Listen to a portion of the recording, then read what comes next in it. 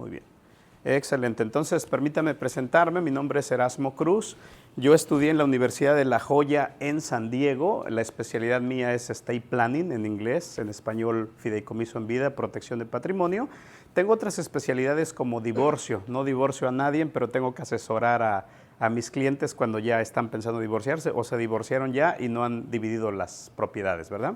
Y la tercera y última especialidad por ahora es beneficios por adelantado, que quiere decir hipotecas reversibles, lo que son planes de pensión, seguro social, Medicare, todo eso es lo que hacemos aquí. No hacemos bancarrotas, no refinanciamos casas, no hacemos nada que no sea estate planning nada más. Así es.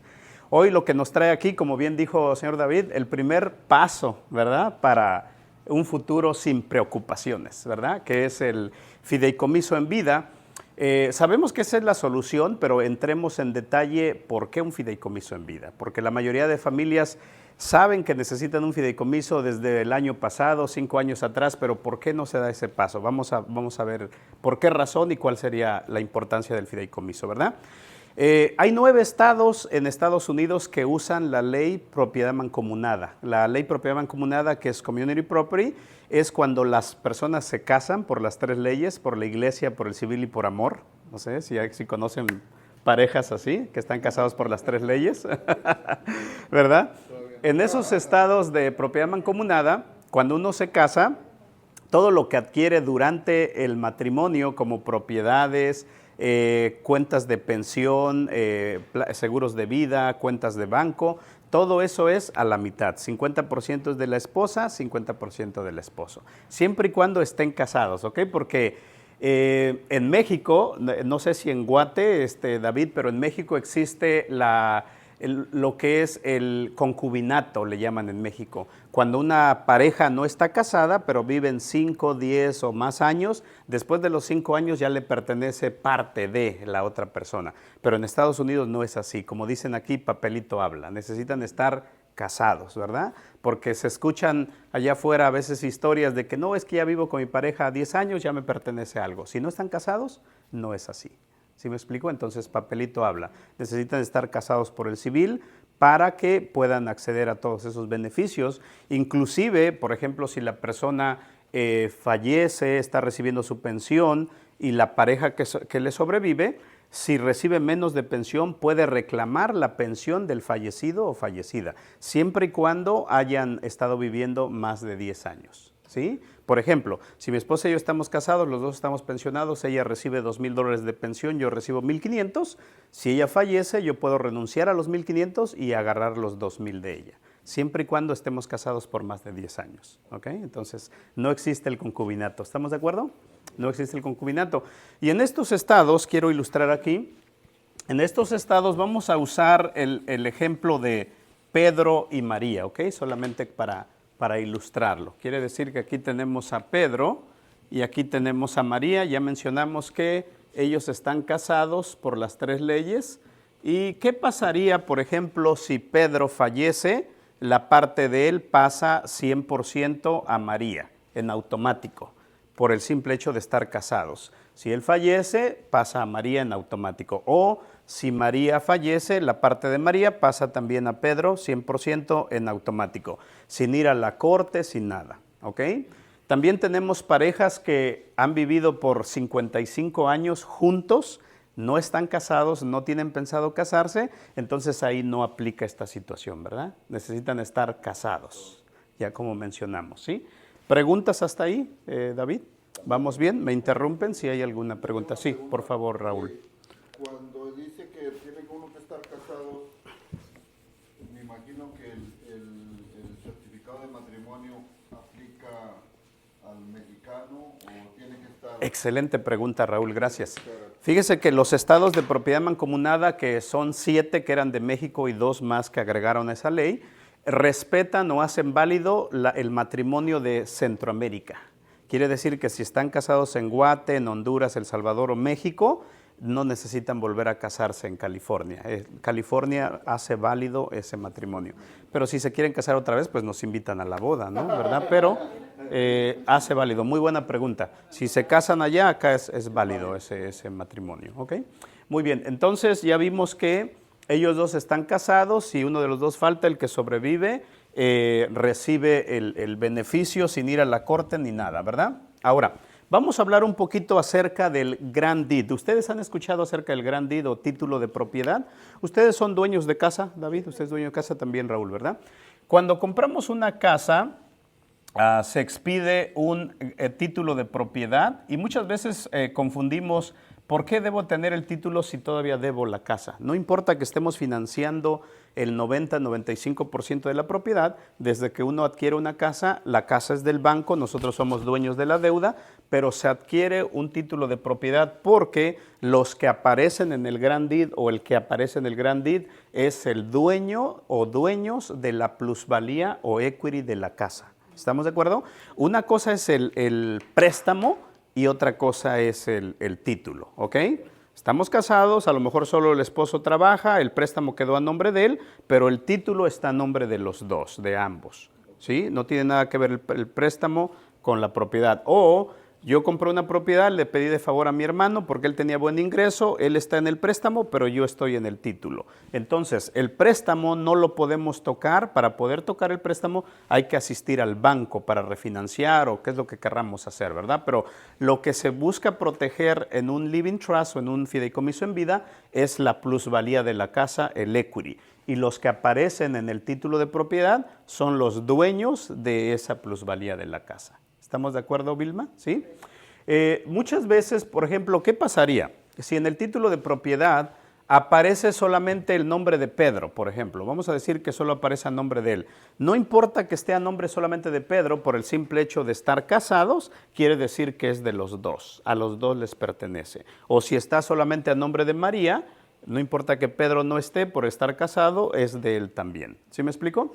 A veces llegan a la oficina casos en donde, pues como todo matrimonio, ¿verdad? Hay peleas, se quieren separar, no divorcio, pero hay separamiento, y uno de los dos dice que le firme un documento que renuncia al interés de la propiedad. Eso se ve muy seguido, ¿verdad? Que se pelean, hay un desacuerdo y la esposa dice, ¿sabes qué? Pues vete de la casa y fírmame un papel que no tienes interés a la propiedad. Pues les comento, ese papel no es válido en los estados de propiedad mancomunada. Hemos tenido casos en donde sacan un préstamo a la propiedad para darle $100,000 al esposo o a la esposa para que renuncie al interés de la propiedad.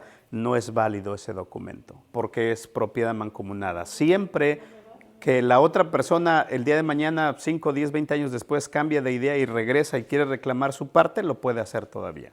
Hasta que no se divorcien, lógico. Si se divorcian ya es diferente. Pero si siguen casados, ese documento de renunciar al interés de la propiedad no es válido en estos estados de propiedad mancomunada. ¿Estamos de acuerdo? Siempre, desde que se casan, como mencioné en un principio, los contratos de banco, los títulos de propiedad y los planes de pensión son al 50%, mitad y mitad. ¿Estamos de acuerdo? Mas, sin embargo, lo que se recibe como regalo o herencia durante el matrimonio, David, no es parte del patrimonio matrimonial. Por ejemplo, yo estoy casado, mis papás me heredan $100,000, $200,000, ya sea por regalo o herencia. Si hay un divorcio entre mi pareja y yo, no me puede pelear esos $100,000, $200,000. Porque lo que se recibe como regalo o herencia en esos estados de propiedad mancomunada no es de la pareja. ¿Estamos de acuerdo? Y en un divorcio, las ganancias se parten a la mitad también y las deudas también se parten a la mitad. Tenemos clientes que se separaron y sacaron un anillo en la Curazao y todavía siguen pagando y cada quien se lleva la mitad de deuda en una separación. También un caso reciente, tengo una pareja que se está divorciando. El señor ya tenía planes de que se iba a divorciar. 3 meses antes fue a un bar, invitó a todos sus amigos al bar y gastó $3,500. La esposa no estaba ahí, pero como están casados, le corresponde la mitad de la deuda, ¿verdad? No estoy dando ideas, ¿verdad? Pero solo comento las experiencias que suceden, ¿verdad? Somos seres humanos, ¿verdad? Ok, entonces ya vimos que se expide un título de propiedad desde que uno compra la casa, no importa que la debamos. No es como un carro. Si uno va a sacar un carro, No tenemos el título de propiedad del carro si estamos financiando. El dueño del carro es la financiera y hasta que no terminemos de pagarles no nos dan el título. ¿Estamos de acuerdo? Pero en una propiedad es diferente. En una propiedad no importa que se esté financiando el 95%, se expide un título con propósito del que aparece en el título es el dueño de la plusvalía de la casa. ¿Y qué es la plusvalía de la casa? Hablemos un poquito. Por ejemplo, si mi casa actualmente vale $600,000, ¿ok? Recordemos que existe el impuesto inflacionario. El impuesto inflacionario es creado por el gobierno de los Estados Unidos para obtener más impuestos. La casa, que ahorita vale $600,000, quizás el valor real sean $400,000, pero está inflado a $600,000 con el propósito de colectar más impuestos. A eso se le llama impuesto inflacionario, ¿verdad? Vamos a decir que esta casa vale $600,000 y yo debo todavía $200,000, tengo de deuda. Si a $600,000 le quitamos $200,000, ¿cuánto sería la diferencia? Por favor. 400, muy bien. Esos $400,000 es lo que llamamos la plusvalía o el equity. Si esta casa se vendiera ahorita y se vende a $600,000 y deducimos los $200,000 de deuda, la diferencia son $400,000, esa es la plusvalía o el equity. ¿Estamos de acuerdo? A veces pensamos, es que no hago un fideicomiso porque solo los ricos hacen un fideicomiso, o no soy tan rico para hacer un fideicomiso. Pero ya vimos que hace 30 años o 20 años compramos una propiedad que ahora ya vale bastante dinero, quizás ya terminamos de pagarlo, entonces tiene plusvalía. Y eso es lo que buscamos proteger. ¿A dónde va a parar este dinero? Es lo que vamos a ver en el siguiente paso, ¿verdad? ¿Alguna pregunta acerca de Grand Deed o título de propiedad? ¿Estamos bien? ¿El Grand Deed en español qué sería? El título de propiedad, título de propiedad, ese sería el Grand Deed, título de propiedad. Ok, vamos a ver, entonces, California dice, toda persona que fallece y deja una propiedad que vale más de $60,000, y yo me pregunto, ¿ustedes conocen propiedades, casas que valgan menos de $60,000? No existen, ¿verdad? ¿Qué hablábamos del impuesto inflacionario? Dice California, toda persona que fallece y deja una propiedad que vale más de $60,000 y no hace un fideicomiso o está su nombre, ya sea que estaba a nombre de Pedro o María o a nombre de uno de los dos y fallecieron, ¿cuál es el siguiente proceso que se debe de enfrentar? Casualmente, camino a la oficina, yo vivo en Downey, camino a la oficina me orillé porque vi signs como Yarcel, pero dice estate sale, venta del Estado. ¿Les ha tocado verlo? Venta del Estado. Quiere decir que las personas fallecieron, no dejaron un fideicomiso, no dejaron un testamento, no dejaron nada. Por lo tanto, esa propiedad va a pasar al Estado. No quiere decir que el Estado se va a quedar con él. El Estado tiene un proceso para todos nosotros que residimos en California y tenemos una propiedad que vale más de $60,000. El Estado lo que va a hacer es que va a poner en venta todo lo que está dentro de la propiedad, palos de golf, bicicletas, la cocina, las ollas de Royal Prestige, todo lo va a poner en venta, junto con la casa también. Y eso se va a un fondo, a una cuenta de esa propiedad por el Estado, para con ese dinero pagar deudas, lo que Pedro y María quedaron debiendo. Por ejemplo, quedaron debiendo tarjetas de crédito, biles médicos, préstamos estudiantiles, medical. Todo eso se va a pagar ¿de dónde? De la casa, de la venta del estate sale, de ahí se va a pagar todo ese dinero. Ese es el proceso que California tiene para toda persona que no hizo un fideicomiso o que solo hizo testamento o no hizo absolutamente nada. ¿Sí me explico? Hay una gran confusión entre cuál es la diferencia. ¿Se han preguntado ustedes cuál es la diferencia entre un fideicomiso y un testamento? ¿Tienen esa pregunta? ¿Les ha pasado por la mente? ¿David? ¿No? ¿No? ¿Nunca le ha pasado eso por la mente de cuál es la diferencia entre un fideicomiso y un testamento? Ok. En nuestros países, un testamento es muy común por las leyes que tienen nuestros países, pero California, si hacemos un testamento solamente es una lista de deseos nada más. Yo, Erasmo Cruz, si muero, quiero que mi casa de Downey se venda y se reparta para mis 11 hijos. Es una lista de deseos. Este testamento puede ser hecho a mano, puede ser en la computadora, busco 2 testigos, me lo firman y ya. No necesito notario, no necesito registrarlo en el condado, nada. Es una lista de deseos. Este testamento no es válido durante mi vida, solamente va a ser válido hasta que yo muera. ¿Sí? Y las personas que están nombradas en mi testamento como beneficiarios, ¿cuál es el proceso que tienen que hacer? Tienen que ir a la Corte Testamentaria de California, que en inglés se conoce como probate, Corte Testamentaria de California. Ellos tienen que abrir un caso en esa corte si ellos quieren buscar una representación de una línea de abogados o bufete de abogados. Estos abogados, para poder representar a estos herederos en la Corte Testamentaria, van a hacer una evaluación de todas las propiedades que yo dejé. O si dejé carros, cuentas de banco, planes de pensión, seguros de vida, 3 propiedades, qué sé yo. Todo lo suman y vamos a suponer que todo asciende a 2 millones, un ejemplo, ¿verdad? Del total que suman todo, ellos lo mínimo que cobran es el 10% del total, no importa que la casa se deba todavía, ellos lo suman el total y cobran el 10% para representarlos en la Corte Testamentaria a estos herederos que están nombrados en el testamento, ¿sí? Y este abogado, estos abogados y corte, pues obviamente van a cobrar esta cantidad más los gastos de corte. Es un proceso que va a durar 2 años, va a durar en la Corte Testamentaria en probate, 2 años. Y ya después de enfrentar los 2 años, lo que sobra, si es que sobra dinero, ¿para dónde va a ir ese dinero si es que sobra? ¿Sí me explico? Para los herederos que están nombrados aquí, 11 beneficiarios herederos. Sí. Una pregunta, entonces el abogado más la corte se cobran El bufete de abogados va a cobrar mínimo el 10% del total que sume el patrimonio. Es lo que ellos van a cobrar por representarlos en la corte. Y es un proceso que va a durar 2 años, porque el banco, cuando vende esta propiedad a $600,000 y la plusvalía de la casa, lo que hace es que lo manda a la corte, a probate, a la Corte Testamentaria. ¿También se queda con algo de dinero? Bueno, gastos de corte solamente, gastos de corte, o fees que le llaman, gastos de corte, y después de 2 años lo que sobra, eso es lo que le dan a los herederos. ¿Sí? ¿Vamos bien?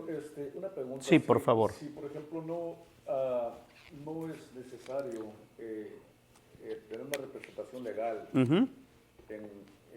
cuando hay una herencia, Okay. ¿cuál sería el punto de contratar a un abogado? ¿No? Porque No hay obligación, solamente si ellos quisieran contratar a un abogado, pero no necesitan, la corte no les va. ¿peso eso?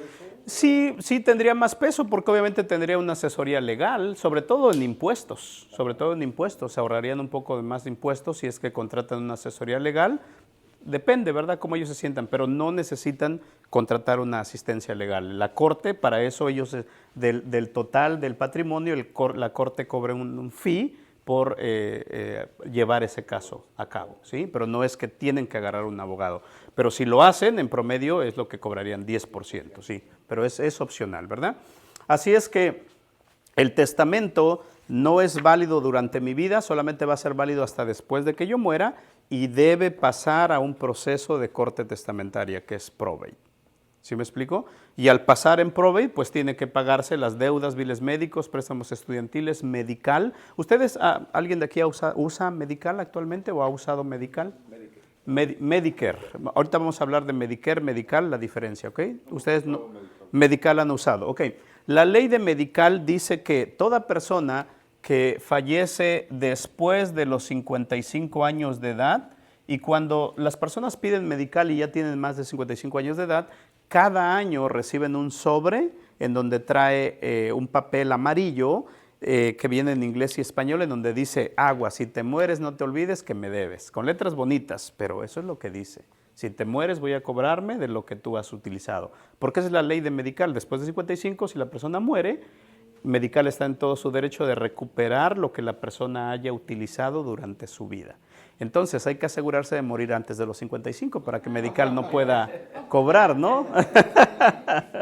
¿Verdad? Así es que eso es lo que dice medical. Ahora, Medicare, vamos a ver Medicare. David, Medicare es para personas mayores de 65 años de edad, ya lo estoy ventilando, ¿verdad? Perdón, no, que no llega, está ahí apenas. Exacto. O también, sí es cierto, no, sí, David, porque también Medicare lo puede agarrar personas menores de 65, si tienen, por ejemplo, están deshabilitados, ¿sí? Si están deshabilitados, pueden agarrar el Medicare a temprana edad, 30, 40, 50 años, no necesariamente a los 65, pero mayormente es para personas mayores de 65, y el Medicare funciona diferente que el Medical. Medical, en otros estados, se conoce como Medicaid, ¿ok? En otros estados. Pero California decidió por California cambiarlo a Medical, por California, Medical, ¿verdad? Pero Medicare, que ya mencionamos que es para personas mayores de 65, Medicare no se recupera. Si yo gasto 100 mil, 200 mil, 300 mil dólares de Medicare, cuando yo fallezca, Medicare no va a recuperar lo que yo haya usado. ¿Por qué? Porque en vida, durante mi trabajo, yo estuve aportando al Medicare. Me estuvieron quitando de mi cheque quincenal o mensual, me estuvieron deduciendo el Medicare. Y aún así, cuando ya me pensiono, de mi cheque de pensión todavía me quitan 150, 180, 200 dólares, dependiendo. Exactamente. Imagínense cómo es el gobierno. Hay un dicho que dice, el gobierno nos protege de todos menos de ellos mismos, ¿verdad? ¿Por qué razón?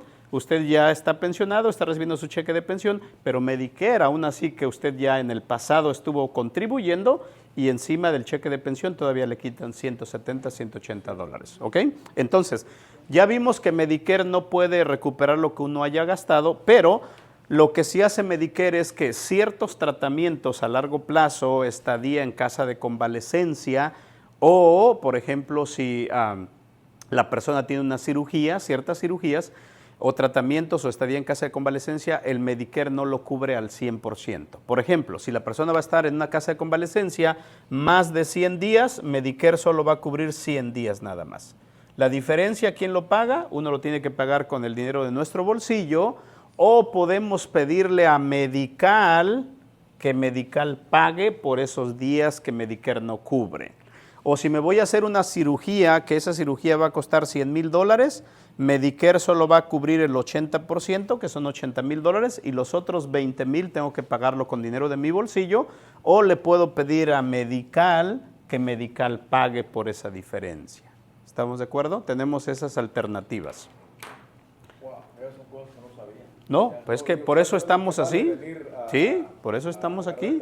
Claro. De charlas, porque muchas de las veces estamos nada más pensando, ¿verdad? Asumiendo. Asumiendo de que, esto es así. Por ejemplo, esto del Medicare, y lo he platicado con él. Sí. Le digo, mira, si lo ves por un lado, es caro pagar los 170, ¿verdad? Que se pagan mensualmente, pero Sí. por otro lado, si tienes una hospitalización, ¿verdad? y hay una cirugía o cosas así, Sí. entonces estás cubierta al 100%. Claro. No, yo no sabía eso. No, solamente el 80%. Ciertas cirugías, la mayoría son cubiertas, pero ciertas cirugías o tratamientos a largo plazo o estadía en casa de convalecencia, en donde hay restricciones, ¿verdad?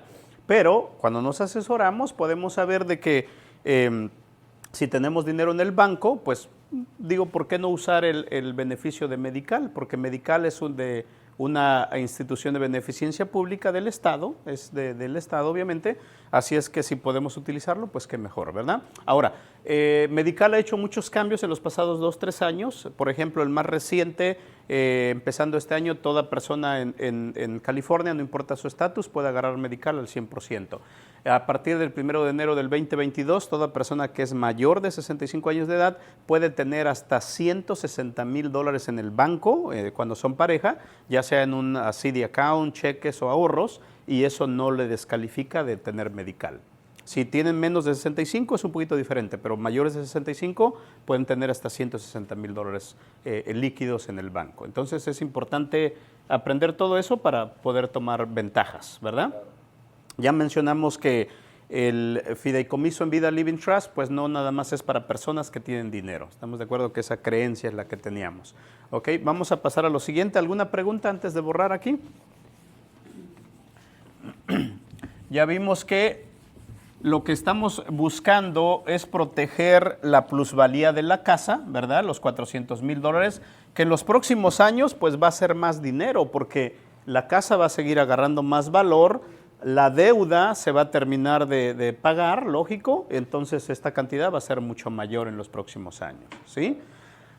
Estados Unidos permite heredar libre de impuestos, el impuesto de muerte, permite heredar hasta 13.6 millones de dólares por persona. Si somos pareja es el doble. Heredar libre de impuestos, cuando se hereda por medio de fideicomiso. Si es sin fideicomiso, ir a la corte, ya estamos hablando, es otro proceso, ¿verdad? Pero si heredamos por medio de fideicomiso Living Trust, que es ahí donde vamos a entrar en esta parte ahorita, es ahí donde vamos a tomar ventajas fiscales también, porque podemos heredar hasta 13.6 millones de dólares por persona. Si somos pareja, el doble. ¿Ok? ¿Sí? Muy bien. Vamos ahora vamos a hablar de fideicomiso ahora, ¿ok? Living Trust. Hay diferentes tipos de fideicomisos en vida. Fideicomiso en vida en inglés Living Trust. Hay diferentes, 3, 4, 5 diferentes tipos de fideicomisos. Hay fideicomisos para personas que ya están recibiendo medical. Hay fideicomisos para personas que tienen hijos con necesidades especiales. Hay fideicomisos para personas que tienen 4, 5, 6 propiedades y las quieren vender y ya no seguir invirtiendo en bienes raíces, sino hacer otro tipo de inversión y no pagarle taxes al IRS todavía. Hay diferentes tipos de fideicomisos, pero el más básico, el que la mayoría utiliza, depende, cada familia es un caso diferente, no quiere decir que un fideicomiso es para todo mundo, ¿verdad? Pero el más común es el revocable, se llama en inglés Revocable Living Trust. ¿Qué entendemos por revocable? ¿Alguien pudiera compartirme? Revocable, ¿qué les viene a la mente cuando hablamos de revocable? Que no doy vuelta. Sí, ¿verdad? ¿Qué dice Joaquina? ¿Sí? ¿Sí? Que se puede revocar, que se puede cambiar, que se puede corregir, ¿sí? Los creadores de el Living Trust, que vamos a usar nuevamente el ejemplo a Pedro y María, son los creadores de su Living Trust. Ellos como creadores, como dueños, como grantors, ellos tienen el control de su patrimonio. De eso se trata, tener el control del patrimonio. Al hacer un fideicomiso Living Trust nos estamos protegiendo del gobierno, ¿verdad? Pero también nos estamos protegiendo de la misma familia, de los propios hijos, ¿ok? Yo sé que nuestros hijos son diferentes, cada caso es diferente, pero en los 10 años que tenemos haciendo estos trámites nos ha tocado ver casi de todo, ¿ok? Entonces nos protegemos del gobierno, pero también de la familia, ¿ok? ¿Por qué razón? Porque los dueños del fideicomiso Living Trust, que en este caso son Pedro y María, ellos en cualquier momento pueden vender la casa, pueden refinanciar, pueden hacer hipoteca reversible, si ya está pagada pueden sacar líneas de crédito, lo que ellos quieran hacer, ellos tienen el control de su patrimonio. Algunas personas que se quedaron viendo La Rosa de Guadalupe, no asistieron al taller hoy, pueden cometer esos errores que son muy comunes allá afuera. Por ejemplo, van con la señora que le corta el pelo y dicen, ¿para qué haces un fideicomiso? No te compliques, cambia el título a nombre de tus hijos, agrega a tus hijos, ¿para qué te complicas? Y agregan a los hijos en los títulos de propiedad. ¿Se acuerdan que hablamos del Grand Deed? Cometen el error, especialmente cuando reciben la carta de medical, se asustan porque dice te voy a quitar tu casa si no me pagas cuando fallezcas, entonces la gente se asusta y agrega a los hijos o cambia el título a nombre del hermano, el primo, el compadre y se empiezan a cometer errores. ¿Qué pasa si agregamos al hijo al título de propiedad? Si lo agregamos solamente, si es un hijo, pues ahora ya son 3 dueños, ya es Pedro, María y Junior, 3 hijos en partes iguales. O si Pedro y María transfieren el título a nombre de Junior, pues ahora Junior, sin merecerlo ni nada, ya es dueño 100% de todo. Si él quiere puede vender, puede refinanciar, sacar líneas de crédito, lo que él quiera. Por eso decía hace un rato, protegerse de la misma familia también. Porque nuestros hijos son buenos hijos, pero la pareja que le va a tocar no sabemos, ¿sí? Entonces, si agregamos al hijo, cometemos el error de que el día de mañana que a él lo demanden, ¿sí? Pues podemos perder todo, ¿sí? O dejamos a Pedro y María y a Junior, los 3 en el título de propiedad, quiere decir que si a Junior lo demanda, la demanda va a entrar para toda la propiedad. ¿Estamos de acuerdo? ¿Sí? O si Pedro ya es mayor y fallece y María también fallece y los dos son mayores de 55 y usaron medical, cuando medical vaya a cobrar, medical va a cobrar sobre toda la propiedad. ¿Sí me explico? Cualquier demanda o medical, lo que vaya a cobrar, siempre es para toda la propiedad. Por eso, desde que compramos la propiedad, siempre el título de propiedad debe estar a nombre de Living Trust, nunca a nombre de nosotros mismos. ¿ok? ¿Por qué razón? Porque si en el título dice, la mayoría de títulos dice joint tenants. Joint tenants quiere decir que si él muere, todo pasa a María. Y si ella muere, todo pasa a él. Pero si los dos mueren, entonces pasa ¿a dónde? Al Estado, ¿verdad? Y eso es lo que no queremos. Por eso es que el título no debe estar a nuestro nombre, ni a nombre de la esposa, ni a nombre de un vecino, ni un compadre. Debe estar siempre en un living trust. Este living trust que estamos abriendo a nombre de Pedro y María puede ser dueño de todas sus propiedades en los 50 estados de Estados Unidos. Si tienen 3, 4, 5, 10 propiedades, un solo living trust puede ser dueño de todas las propiedades. No hay que hacer uno por cada uno, depende qué necesidad. Pero la mayoría puede estar todo en un living trust. Aquí también en este living trust vamos a meter las cuentas de banco, el seguro de vida, vamos a meter también las propiedades, ya mencionamos, ¿verdad? Vamos a meter también, si tenemos negocio, vamos a meter también al negocio en el living trust. Todo lo vamos a tener administrado por medio del living trust. Es un fideicomiso familiar, ¿verdad? En donde Pedro y María son los dueños del fideicomiso y ellos tienen el control, ya hablamos. Vamos a suponer que ellos tienen 3 hijos, ¿ok? ¿Les gusta 3 hijos o más hijos? 3, 7. Ok. Vamos a suponer que ellos tienen 3 hijos y los 3 hijos son dueños, van a recibir, son herederos en partes iguales, por ejemplo, ¿ok? Ellos 3 son herederos, los 3 hijos, en partes iguales, vamos a suponer, ¿ok? Entonces, cuando se hace el fideicomiso Living Trust, es revocable, se empieza como revocable, ellos pueden hacer cambios.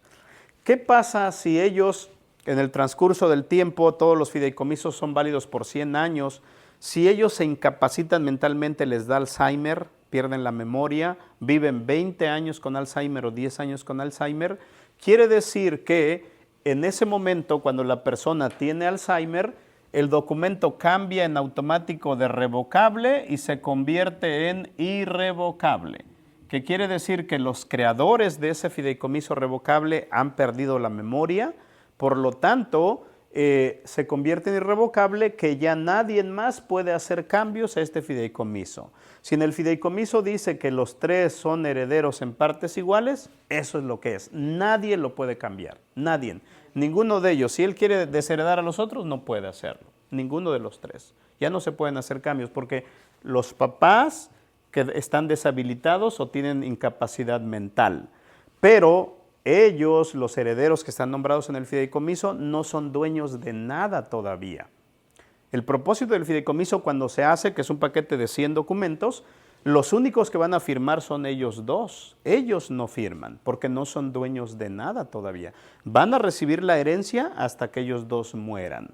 Pero si viven 10 años, 20 años con incapacidad mental, no han fallecido. Por lo tanto, todo lo que tiene el fideicomiso es para beneficio de ellos. Por ejemplo, si quedaron en silla de ruedas y hay que hacer una rampa en la casa para que ellos suban en la silla de ruedas, o hay que contratar a una chica que vaya, los asista, los bañe, les dé de comer en la boca, ¿de dónde va a salir el dinero? Del fideicomiso, para ellos. Ellos son los primeros beneficiarios de ese fideicomiso.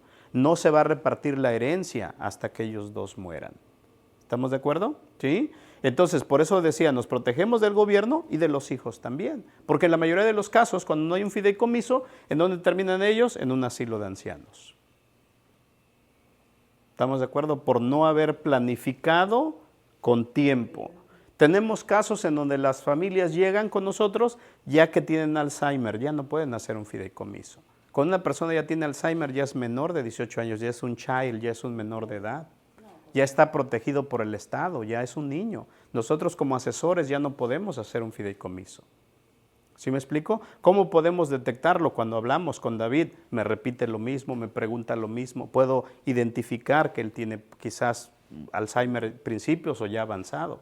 Y ya no podemos hacer un fideicomiso. Por eso esto se planea con antelación. Se hace cuando uno está bien, no cuando ya tenemos el problema. ¿Estamos de acuerdo? Porque nos estamos protegiendo del Estado y de la misma familia. Y estamos protegiendo nuestro patrimonio, ¿verdad? Porque qué bueno sería que uno pues fallece y ya, pero si vive 10 años, 20 años con Alzheimer, pasa esos casos. Una pregunta, sí. si hay hijos fuera del matrimonio? Muy buena pregunta. Si hay hijos fuera del matrimonio, depende. Tenemos muchos casos en donde el esposo tenía hijos antes del matrimonio o la esposa, ¿verdad? Tenemos casos en donde, por ejemplo, voy a poner un ejemplo, ¿no? Si yo dentro de mi matrimonio tengo ahorita una hija, pero antes de mi matrimonio tuve 2 hijos más, entonces en mi fideicomiso tengo que nombrar que tengo 3 hijos, aunque la herencia solo va a ser para mi hija. ¿Estamos de acuerdo?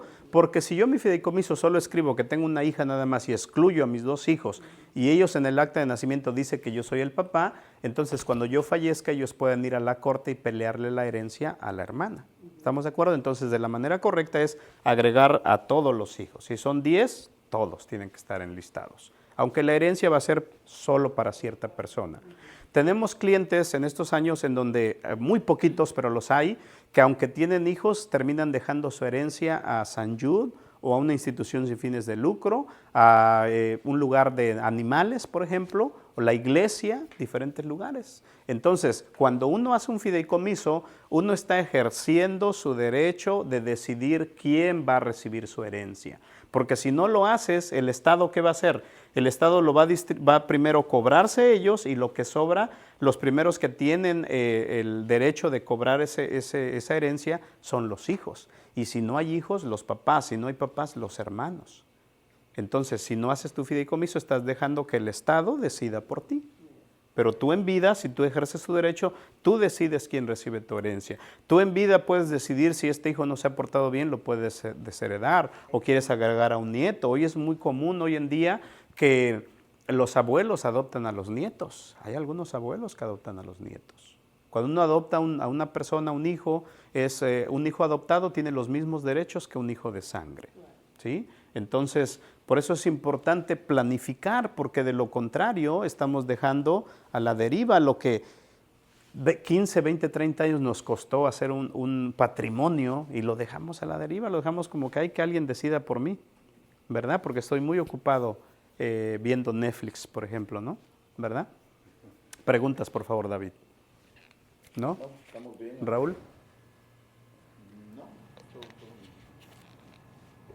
Así es que un fideicomiso en vida, ya vimos hace un rato, un testamento solo es válido hasta que yo muera, durante la vida no es válido. Un fideicomiso es válido durante mi vida y después de la muerte. ¿Sí me explico? Durante mi vida yo tengo el control, si quedo incapacitado mentalmente, dejo poderes legales en donde ese hijo o ese hermano, si es que no tengo hijos, ese hijo, ese hermano, me va a representar en ese tiempo que yo estoy deshabilitado, incapacitado. Tenemos casos en donde la persona está hospitalizada, le dan de alta, va a la casa, no hizo un fideicomiso, no hizo un poder legal, no hizo nada, tiene $500,000 en el banco que ahorró durante toda su vida, pero ahora que se necesita ese dinero para sus cuidados, como no dejó un poder legal, un fideicomiso, no se puede acceder a ese dinero. El banco no se lo va a entregar a nadie, que porque llegue y diga yo soy su hijo, dénmelo a mí, no. Si estoy como beneficiario, hasta que la persona muera voy a recibir ese dinero porque soy beneficiario, pero la persona no ha muerto, el banco no se lo puede entregar a nadie, tampoco el banco se lo va a quedar. Pero tuve que haber dejado poderes legales durante mi vida por en caso de una incapacidad, accidente, enfermedad a largo plazo,